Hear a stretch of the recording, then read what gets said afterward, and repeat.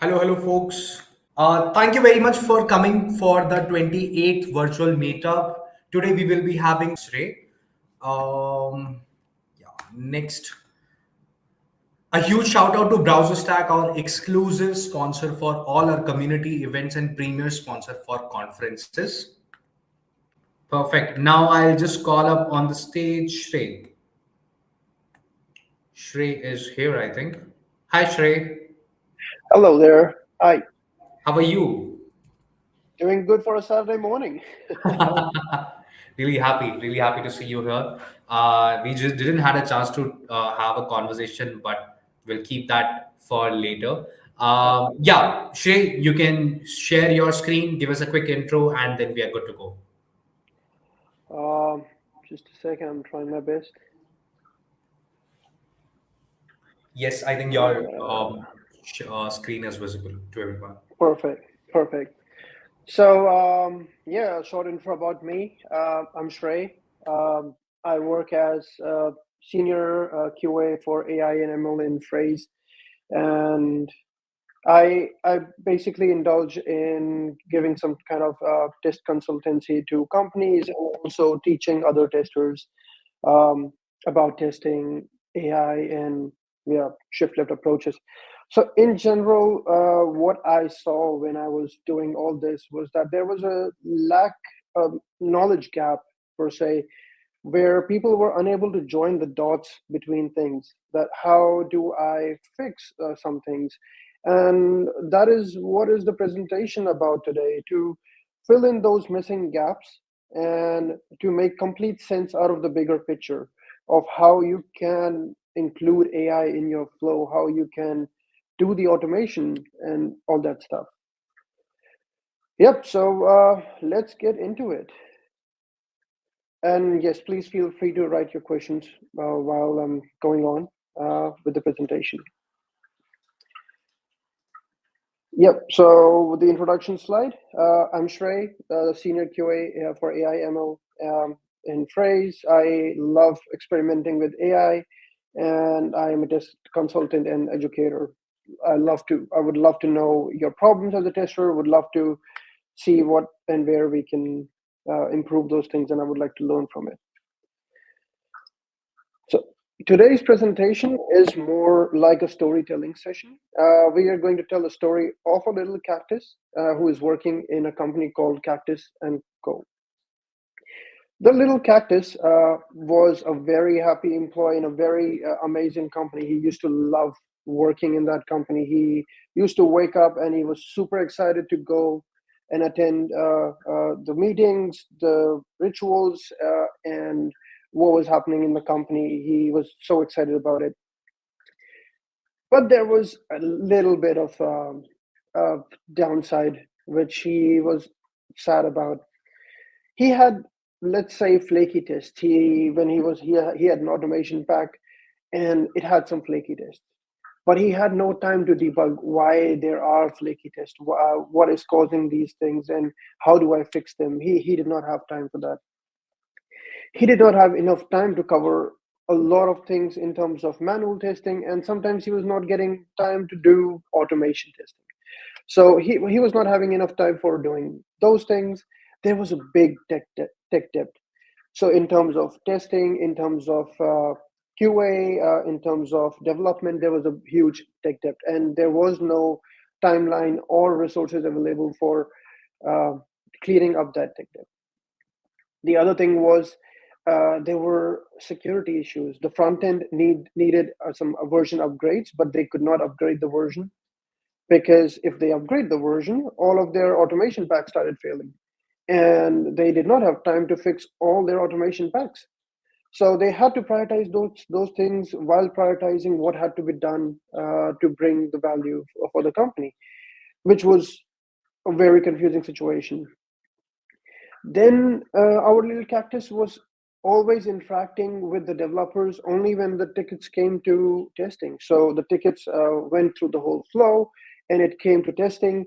And that is when our little cactus was interacting with the tickets, interacting with the developers, and trying to give the contribution.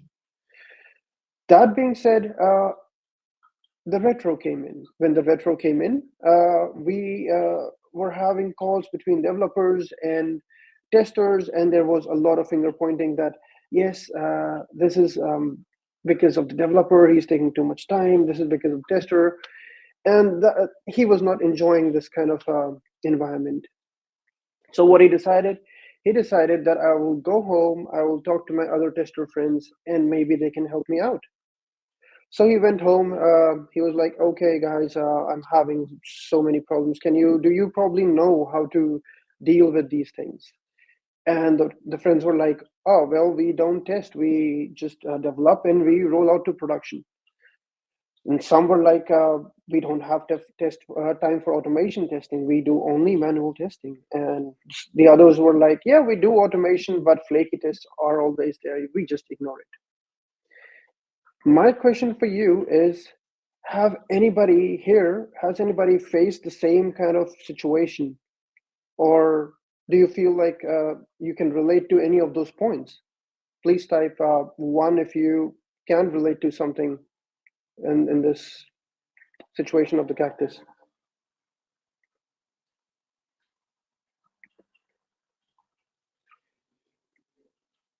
Yeah, perfect. I see some ones coming in. So, what happens next? So the cactus was very worried. He was like, "Okay, so what should I do?" One of the friends, he spoke up and he was like, "Have you ever tried shift left testing?"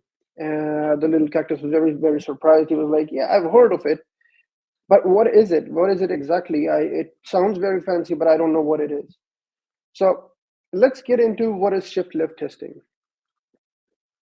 We all know that as a company, we are developing some ideas, and these ideas have a life cycle. This is the life cycle which you're seeing right now. There's a product discovery, there's planning, there's execution and evaluation. For discovery, what we do is that we understand what the problem is, and is it worth solving? Will it bring us benefits if we solve this problem? What are the benefits if we solve this problem? The other one being solution. If we build a solution, is it worth it? Maybe it takes too long to build the solution, and in that time, the problem is already solved, or it does not bring anything to the table. The next part being when we find out that, okay, we want the solution, we want what it brings to us. The next part is planning. So we already have something planned in our company. We have a roadmap established. We have some kind of prioritization which is done, and we need to fit this new idea into somewhere over there. Like, okay, so we push something in the quarter 4, maybe in the quarter 1, and we make some place out of the big mess which is in the roadmap. It is planned, the time comes, we do the development, and we do the QA. We are all happy, everything is done. We put it in production, and now the time comes for evaluation. We look into what did we learn and what do we do next. Thinking about all these 4 points, what do you think, where can testers be involved? Please use the numbers 1, 2, 3, and 4 to actually point out what you think the testers can be involved, which stage.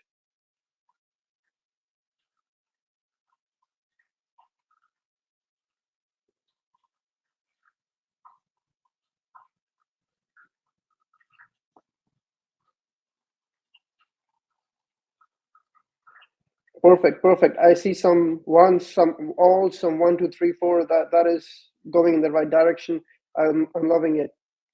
So yes, you guys are understanding it very nicely and in the correct fashion. A lot of companies right now are stuck that the QA should be involved only in the phase 3. That is there we go. Only in the phase 3. That is the QA where the development is done, and that was the problem for our little cactus. He was trying to understand, how do I move from phase 3 to 1, 2, 3, 4, and everywhere, so the whole place. And so he went down, did some research. He understood that the approach he was following of testing when the development is done was from 1970s, which just gave him a big shock. He was like, "Oh my god, that is so old." And when we think about shift left, what is happening? Shift left was talked about in 2001, the first time, and it's 2024 now, 2024, and we are still going on a lot of companies with the techniques from 1970, not even 2001, and which was just weird for him. So he started comparing the different approaches and how we work over there. In the traditional model, the line being the involvement of tester, what happens is in the requirement phase, the design phase, and the development phase, the testers are not involved so much. And we see that the involvement of tester grows as we go towards the end. That is when the development is finishing and the testing starts and the support needs to be provided. That is what a lot of companies are doing right now. But what is the shift left? Shift left means we move our efforts towards the starting of the cycle. What does that do? That means we put more effort when the requirements are being made. We put more effort in the design phase. We put more effort when the development is being done, which in the end returns gives us back with some benefits that we have less efforts when the testing is being done and when the support needs to be provided. Yeah, it looks all good on in a graph, but how do we do it in real time? So let's take the steps. Let's put it down, lay it out, and talk about each step. What has to be done at which point? So first comes requirement analysis. So we saw 1, 2, 3, 4. We were like, okay, so the idea comes in, the idea is approved, it brings money to the company. We put it in the pipeline. Now we analyze the requirement. How much work needs to be done? So the project manager did some analysis, did some market research, and brought in some numbers. But the product manager was not able to cover all the test cases or the edge scenarios, the possible routes which a person could go into. That led to a false estimation. So maybe the product manager thought it's a 3-day work, but you know as a tester that okay, if I'm interacting with this, I will go probably in this direction also and the other direction also. So when you interact with the ticket, when you see the ticket or the requirements earlier, you're giving your inputs earlier, by which the project manager can estimate better. Okay, if I want to do all of these things, then I have to make it a 5-day effort, or I have to scope out these things or scope in these things. It provides a bigger picture at an earlier stage of what efforts need to be done, which will lead to a balanced workload when the planning is done. Next comes the design phase. Cool, we approved that this will be done. Now we are in the design phase. The UI UX team made some design. It looks amazing. But now you go in and you're like, okay, but the design, there is something missing, which I feel. And what is that thing? That what if I write, I don't know, like 100 characters in a text box? Will it extend it out? Will it expand? I don't know. So you ask those questions to the UI UX team, and you are telling them, okay, what if I want to do this? What if I want to do that? And what if I shrink the screen? How will it behave? So all those things, if you give those inputs in the design phase, they will be highlighted. And when the developer picks it up, it will be already a part of it. So you don't have to generate bugs at the later stage for this. Next comes the development phase. In the development phase, in shift left approach, what you do is you write those test cases which you are going to write for a ticket and link it to the ticket. So the developer has an idea of what you as a tester will test. And he already knows, okay, this will be tested. So I should probably have a look at it before giving it forward, because there is no point of creating bugs when I have this information. What happens then? The developer knows the things which will be tested. He creates less issues. And when the ticket comes to you, you are creating less bugs. There is less overhead of going back to the developer and coming back to testing. And this cycle time is reduced. What happens next? You do your testing, and because you're doing your testing and the things were already looked into by the developer, you create less bugs. You do the testing faster because less things are broken, and you have time for automation. We learn so much about automation everywhere, but we don't have time. A lot of companies the time for automation because they are struggling with between manual testing or automation testing. Then comes in production. So we did everything was fast, super fast, and we did production. So now that we are guaranteeing with automation, we are guaranteeing with manual tests a good quality, we have time for automation pack maintenance. When the things are in production, you can do some maintenance tasks. And that creates space for the efforts and space for you to plan your testing efforts. All good. I understood everything. And but I go back and I tell my superiors, oh, well, I want to do shift left testing, but how do I sell it? What is it bringing to the company, right? That's the main question when it comes to changing something in the company. So what does shift left do? Shift left is reducing the cost by reducing your cycle time. It's increasing your efficiency because you are not creating so many bugs. You're bringing in higher quality as a tester because you have automation plus manual testing, and you have a competitive advantage of delivering the things faster than the competition because your cycle time is reduced as there are no loops between the developer and the tester. This brings value to the company. After this, the cactus was pretty happy. He was like, oh, well, I think all my problems are solved and I should go back home. But no, there was a little sunflower sitting on the other end, and he said, have you tried AI? And the little cactus was like, yeah, I hear everybody talking about AI. Everybody, it's like the buzzword right now. But how can it help me? I don't know. I know there are different models, but what should I do with it? So the little sunflower was like, okay, let's take some examples. So what happens if you write the description of your ticket in this example in ChatGPT? It gives out some test cases. Nice. And the calculator was like, okay, it gives out some test cases, but they are not in a good format. They are not how I want them to be written. So the little sunflower said, if you provide a particular format in which you want your test cases, you can get the test cases generated in exactly that format. And the time you spend, the more you spend with the same model or the same assistant, it will learn about your product and give you better test cases. Over the time, the test cases coverage from the model will get better and better. That being said, you will reduce your time in test case creation. So the manual effort gets reduced and you can focus more towards automation and creating better quality. That's very good. But what else can we do? We can also create unit test cases. So the developers are writing some unit test cases. We have GitHub Copilot, we have Microsoft Copilot, we have ChatGPT. All of them can create really, really good unit test cases. That being said, we can push in, create some space from the developer side by introducing unit test cases. And these things, which I'm telling you right now, are taking into consideration that AI is generating 60% of the time the correct things and 40% maybe incorrect. And that is why we are relying on the fact that we still have to moderate, maybe have a look what it generated, but we don't have to do the things manually. The next is BDD layer. So yeah, everybody talks about having a BDD layer. We talk about having test case creations, creating test cases. But what happens is, let's say over the time, one functionality goes redundant. So as a tester, you have to go back, find that test case, delete that test case, find the automation script, delete that automation script. And it's also some rework.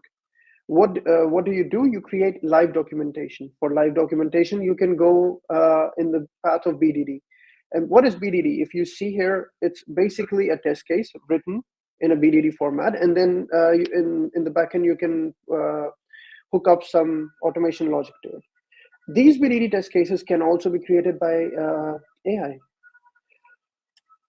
That is, these are some of the examples which you can do very easily by integrating the API access of ChatGPT or Llama or any other model to, I don't know, your Jira, Zephyr, or your other tools.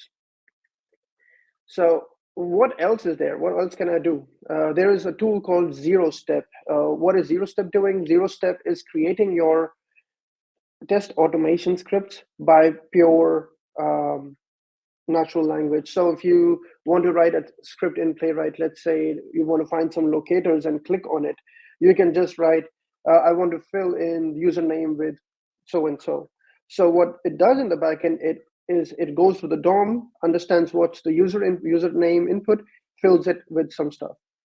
Where is this beneficial? It's beneficial in the case when your requirements are changing very frequently, where your UI is changing very frequently, maybe your DOM is changing very frequently. You want something which is more adaptable. Zero Step is a tool which is based on AI, can do that.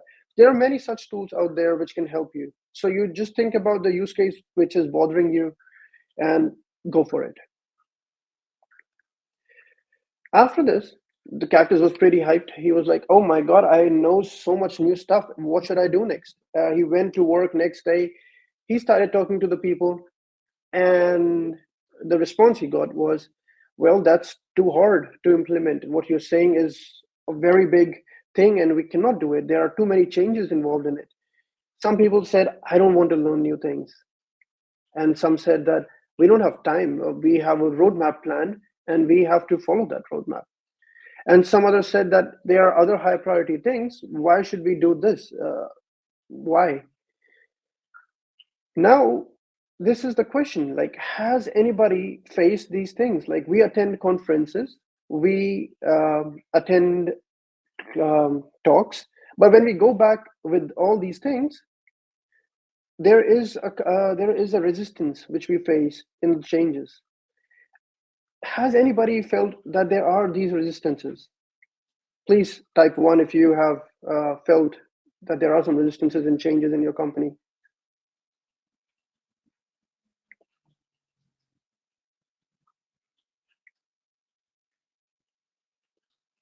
Well, I see one from the remainder.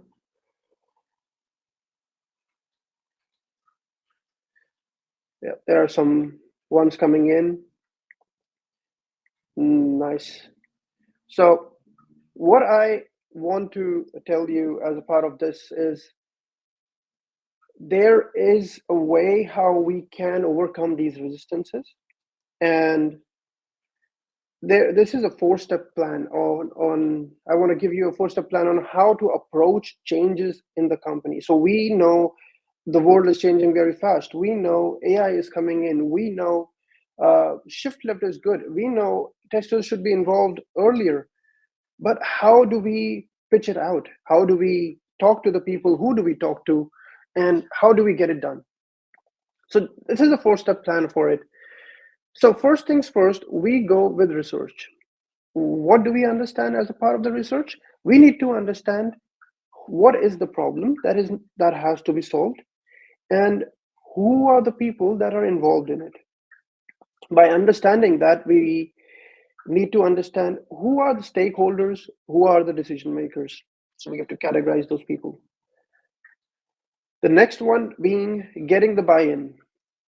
So we know who is responsible for what. We mapped who will be taking our decisions. Then we need to understand what do these people care about, and why should they go with my idea and not some other idea? What is it special about my idea? And then comes in the education. So not everybody knows the same things. Not everybody feels the same about AI. Not everybody feels the same about testing. We need to fill in those gaps. We need to tell them what can AI do, what is the reliability, and we need to tell them what will testing bring to your company, how can we enhance the quality, how will the better quality affect the product. And all those things come under education. We have to fill those gaps. The next is execute. After we educate people, we get the buy-in, we did the research, everything is good. Now we need to put the things in action. And what happens is we need to decide where to start. We need to decide how do we keep going on. How do we keep the ball rolling? And the next part of the presentation is focused on these points, on how do we bring a change in the company. Let's start with the research part. Understanding who are the stakeholders. So let's put it in a definition. Stakeholder is any person who might be affected by this change or who thinks can be affected by this change. This person or a group of people or an organization could be a stakeholder. So in our case, where we want to bring some changes in testing, who can be the stakeholders? The stakeholders can be a tech lead, it could be a QA lead, could be project manager, could be a product owner, the QA team, and the developers. So that being said, we have to understand now who are making the decisions. We found out who will be affecting. Now we need to find out who will make the decisions. The decision makers are the people who have the power to say yes or no to your changes. And in our case, if we think about it, the tech lead could be a decision maker, the QA lead could be a decision maker, the project manager, product owner, and the compliance team. The compliance team in our case, because we are introducing AI, so could be that uh, we are missing out on giving out some data which has to be monitored. So we have to understand who has the power to say yes or no to us. Once we understand that, we have to understand that every decision maker has a motivation, and this motivation is bound to one or maybe more of these points. So usually, what they're thinking is, what are the company objectives? The company maybe wants to move in the direction of having some more AI. Maybe they are not thinking about AI; they are thinking about getting better quality. Maybe there are some budget constraints they're having. So you have to understand, what is the current budget, what are the budget constraints, where are we saving money, where are we okay with spending money, how much are we okay with it. We need to understand that, do some digging up. Then we need to understand the customer needs. Maybe the customer is straight away saying on your face that I want AI, otherwise I will not use your product. Maybe the customer is saying that your quality of the product is not good enough for me. So you need to understand if the decision maker is affected by the customer needs or not. Every decision maker can have different motivations. So it's not that all the motivations will go for one particular decision maker. Then there's timelines. So if the product manager who you're talking to, maybe they have a roadmap which they have to stick to, and you have to understand that for them the timelines are what that matters, and you have to fit your things in that timeline. Maybe it's a quality. So if you're talking to a QA lead or some QA people, maybe the strong motivation which is driving them is the quality of the thing, and you have to understand how I can pitch it to them that the quality will be increased. So understanding what is the motivation for every person gives you an upper hand in understanding the person and how to negotiate with them. The next thing we do is we gather some stats. The fact is that numbers speak louder than words, and if you gather some stats, you can prove your point with some numbers. You have something to back you up with. You can show that I have a lot of flaky tests happening. Maybe I have too many customer bugs. Maybe the development time is very long, and maybe we don't have an automation pack, or maybe we do have an automation pack, but it takes extremely long to run, and we need to fix it, and we need to find resources for it. So when you find these numbers, what you can do is you can pitch it to the person by saying, okay, so I have these many failing test cases, and I would like to fix them, and I would like to create some kind of routine where this automation pack is always looked into. But now that you don't have time in your current setting, you would like to move to shift left and how it generates time. So all these things can be put together and pitched to the person. Next, we move into getting the buy-in. We have all the data now. We know what the person is motivated by. We know how much, we know the stats of what is failing, what is happening, what are the customer bugs, what is the quality of the product. Now we put it all together. So the first question we answer is, how does building the testing culture align with the motivation of the decision makers? So you are focusing on making a testing culture. You're focusing on creating more space for you to test. You're creating more better test automation and more time for test automation. What do? You have to map this, and you have to understand your selling points. You have to understand if I'm selling the shift left, I'm bringing more time on the table. I'm bringing better quality to the table. I'm bringing less workload to the table. All these selling points need to be understood before you go and talk to a stakeholder or decision maker. Then we get into a three-step process. We know the selling points, we know the motivation of decision makers, we map those things. We map the motivation of the decision maker to the right selling point. But we have to be careful here a little bit, because what happens is when you have a selling point, it can go in your favor and it can go against you also. How? Because if you go to, let's say, a manual tester and you tell him, if we do shift left, we don't need manual testing because it's done by the developers because they're guaranteeing things. We just have to do automation. The manual tester might feel like, well, my job is at risk, that manual testing will not be there anymore. How do I deal with it? So you have to pitch things according to the person, um, and what benefits it brings for them.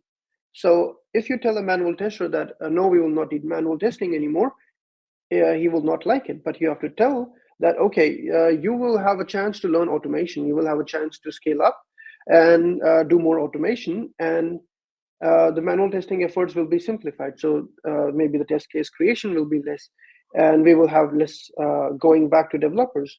So how do you pitch the point to the person is what matters, and what do you say to the person? For example, you're talking to your product manager. The product manager cares about feature rollout time. So maybe the change in velocity, that your team will be have a better velocity or a better quality. So pitching the things to the people, what they care about, is how you map all those things at the right place. The third point being, be ready with why. Everybody you go to will ask you, why this method? Why not something else? Why does this fit in? And what does it solve for me? Why does testing earlier lead to lower bugs? Because, yeah, we are testing earlier, but the bugs might remain the same. So why does it lower the bug count? And how will the cycle time be lower? What will be the manual testing effort when you implement this? So these can be different kinds of questions. It depends from organization to organization, what is your setup and who you're talking to. But you have to understand that these questions will come up, and you have to be ready with why we are doing this, why not something else, and what is there for them? What is it there for them? Yeah. So these are some tips which I have written down from my experience, which have helped me in navigating my way through changes in an organization. The changes being, the one which I'm showing here is, the higher you get, the lower the oxygen. It's something put in some analogy, that when you're talking to the senior leaders, they know what is going on. They know what you're talking about. So you don't have to give them the details. You have to emphasize on the bigger change. You have to emphasize, okay, so we will increase our quality, we will decrease our cycle time by this much, which is estimated. And how we will do that? If they ask for details, you then tell them the details. But this is what we will be doing by including AI. But when you're talking to a junior person or maybe your same level, what happens is you have to provide more details. You have to tell them, okay, so when we will be doing this, we will have automation done at this point, we will do manual testing at this point, and that is how we end up increasing the quality and reducing the workload. A little diagram on the right sums it up, that when you're talking to senior level people, you start with conclusions, then you give your key arguments, and then you give your supporting facts. But the starting should be with the conclusion. When you're talking to somebody who is in the details, or at the same level as you should be starting with the supporting data, that this is what needs to be done, and then end up with a conclusion, how it will change the lives and how will it affect the people. The next one being, this is another analogy, hallway before boardroom. So what happens is, let's say you're presenting an idea to 5 people and you're sitting all in one room and you are pitching your idea. You're like, okay, let's do this. Let's implement shift left testing. What happens now is that maybe one person is saying that, okay, we can do shift left testing. I would like to do this in this part. And five people, others, they have some contributions to it. What happens is, if you would have talked to these people earlier, you could have enhanced your idea to include these points already. And when you were there in the 5-person room, you would get a yes from five people. But what is happening right now is you're getting a maybe from five people, which influences the human brain and makes them less confident.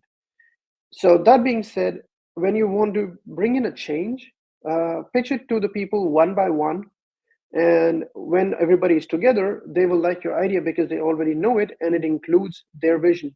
And they feel included because they feel like they were a part of it. And that feeling gives you a plus point. The next one is building a POC. Not everybody can imagine things, not everybody can put images to words. Building a little POC goes a long way in promoting your case, and it can help you in advocating for things, because a lot of times you need to show people, okay, so this is how it will work, this is the flow diagram, or this is the application which we will be doing, and so on. So building a POC helps you make your case stronger and helps you present it in a nicer way. All this is done, you talk to people. So what is happening now is that they have the idea, but they want to prioritize it now. Everybody who is working in an organization has a list of priorities. We have to understand that nobody is going to just take in your idea and do it right away. We have to make our idea stand out and make it worth their time and effort. This is one of the matrices which are there out there, but everybody uses different things. But we will use this for this example. If you see here, there's section A, which is in pink, B green, C orange, and D gray. The gray section is not important and not urgent. The section for not important and not urgent, what's there is that the tasks which are not important and not urgent go there, and we don't want to be there. We want to be important but not urgent. So the green section, we want to show that these changes are important but they are not urgent, so we can schedule them according to what is there in the pipeline. And according to that, you don't create a pressure on the person that we have to do it right now or else it will not be never done. You create the importance but not the urgency, and that is how you try to fit in the changes slowly over time in the roadmap, and you reach an agreement. Then we come on to education. So we need to educate the people. So as I said earlier, not everybody has the same view or the same knowledge. Not everybody knows about AI. Not everybody is concerned with testing, but you have to educate them why testing is important, why AI is important, what does it bring to the table, even though it might have some drawbacks, but what does it bring to the table?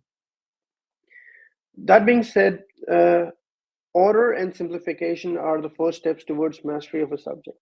That was said by Thomas Mann, and I put it here because I feel it's very relatable to the situation that when you're teaching anybody, create a documentation. If you're giving a session, record it. If you are writing some text, put it in a document. It could be anywhere. It could be in Confluence, could be in GitLab, GitHub, anywhere. Creating a documentation helps you come back to it. If somebody is asking the same question, you can redirect the person. If you are forgetting something, you can look at it again. Creating and maintaining documentation, I know it's hard, but it will help you in a long way when you're ramping up people and educating them. The next thing, create learning platforms. There is Confluence documentation. Who is going to read it?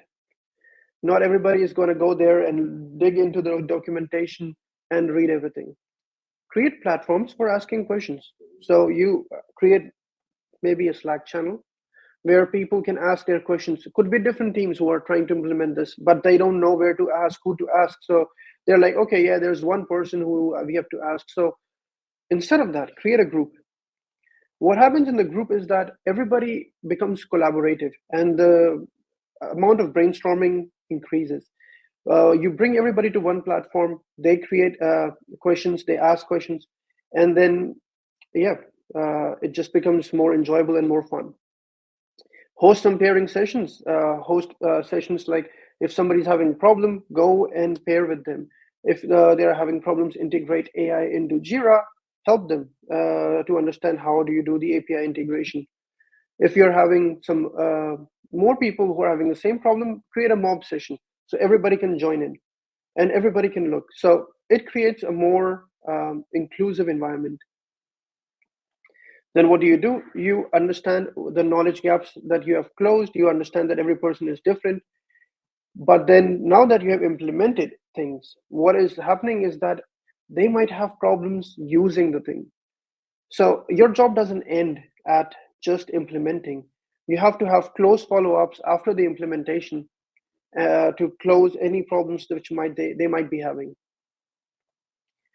And that is the next part, that once the implementation is done for some team or some person, you can use them as role models to promote your use case, because now you can show that these benefits are coming in for this particular team. And if you guys also use it, then you will get the same benefits. So you can use them as role models.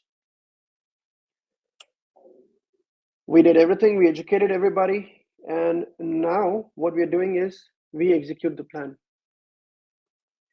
We identify a starting spot. We identify where do we start. In most of the cases, it's maybe the product team that you have to talk to them, but depending on your organization, it could be different.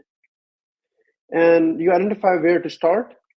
Then you make a plan of how you want to roll out the changes from the starting point, and then you track the progress. How do you track the progress? You maybe create some kind of matrices which help you understand how many changes are being done, or if the cycle time is going up, or the bug count is going down, or those things. So you create some matrices to monitor these changes and to see how the things are evolving and changing. That is how you track the progress, and voila, you're done. We come to the end point, and we started as a small confused cactus of how to push these changes, how to join these dots, how to fit in the AI into shift left. And what we learned shift left testing, what it is. We learned how where we can integrate AI into shift left, and we learned how to advocate for it when we integrate it. So we know the whole process now. And the little cactus now says, "You can do it. I believe in you. You can bring a change." And that is what I will leave you guys with. And if there are any other questions, I would love to answer them. Absolutely. Perfect. Can you share the case study where implementing AI helped?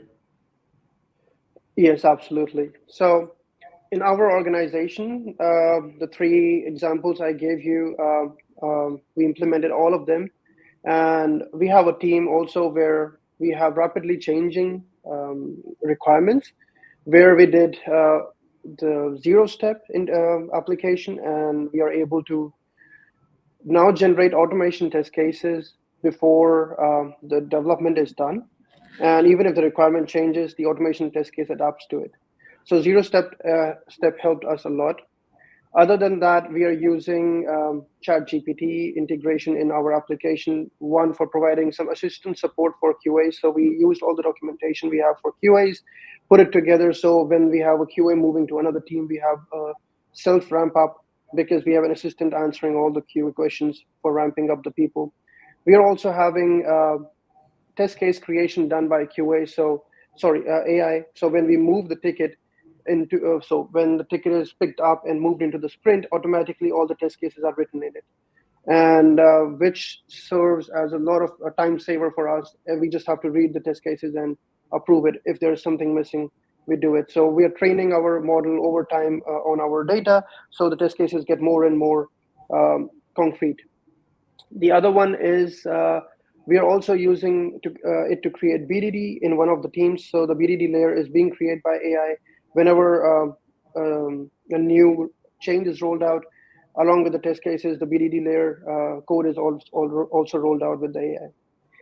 All these things are in progress. We are also using Copilot right now, and we generate unit test cases using Copilot. So I would not say we are using AI to replace our work, rather to save the efforts. So that is what I feel AI is there for, to Yep. help us do things. Yep. Rama is asking how to calculate ROI using shift left. Shift left. Shift left. Okay, so to check the ROI for shift left, you can see how much change it is from where you are right now. Because you have to understand, when you move from testing to the right, you're basically just writing test cases earlier. You are not bringing in, I don't know, more costs for it. What you do is that you try to check the number of bugs which are created at the end, and you check your cycle time. So when you check your cycle time and you check how much, let's say your team needs $100 to work for one day, and your cycle time reduces to by one day. So you're basically saving that $100, Yeah. and that is your time which is saved by implementing shift left. Awesome. Next question is early testing in each SDLC phase is the same as left shift testing, right? Early testing. Early testing is not the same as SDLC, or as shift left, because what you're doing is not just testing the things, but also contributing towards the requirements to understand what is the effort required for creating that particular idea. And it's just not testing, it's also the effort estimations, and also the UI UX involvement. Yep. So that also. Awesome. I'll just mark answered. Next question. You mentioned AI integration with Jira. How is it done and how does it helps? So AI integration with Jira, you can do it with the Jira automation. There is an integration for webhooks where you can call API endpoints. So what you can do is that you can use the API endpoints from ChatGPT or any other model which is there, and provide it with your test description. So what we are doing is sending the description in it, and giving it a format of how we want our test cases. Then it's returning this, and we're putting it in the test case field for our um, ticket. And yeah, that's the whole flow of Jira integration. Got it. Pankaj, I hope you got the answer. Next question is coming from Vivek. Are you using Copilot, Zero Step, OpenAI all in one project? No, we are using Copilot and OpenAI in one project, and Copilot, Zero Step, and OpenAI. No, that project is not using Copilot. So there are two projects. One is using Zero Step, where the requirements are changing very frequently, and that is where we implemented Zero Step. But we have another project where the requirements are more stable, where the people who are developing, the developers are using Copilot for writing their unit test cases, and OpenAI is being used by the testers for writing the test cases and the BDD layer. So Yeah. you can use all of them in one if you want, if you want to put Zero Step also there. Yeah. It will just depend on the requirement. Absolutely, Maybe. because Zero Step might bring in some more costs, Yeah. and if you have a stable requirement, why would you increase your cost if everything is working fine? 100%. Next question is how do you train the model to generate a test case and data because we will be in need of domain specific and particular feature enhancement. For example, in healthcare domain, the patient multiple appointment scheduling enhancement feature. So how to do that? What you can do is that if you have some sample data, you can provide it as a knowledge base to your assistant. You have to train your assistant to what you want it to give. If you provided enough examples, it will be able to replicate those examples and create you fake data for uh, maybe your patient or the doctor, whoever you want. We are doing this in our chatbot assistant, where we provided an API schema, and we are then asking it to refer to the API schema and give us a format like this is the API link to the schema and this is the description. And if you want to use this and this details. So we provided it a format, how it has to answer, and the knowledge base consists of the API schema. Mhm. Similarly, you can do for your patients. Awesome. Awesome. Awesome. Thank you. Thank you very much, folks. Thank you very much, Shray. It was lovely hearing Thank you. you. And thank you very much for your time. Thank you for Perfect. having me here. Yeah. Community. Okay, folks. Happy resting. We'll meet you in the next event.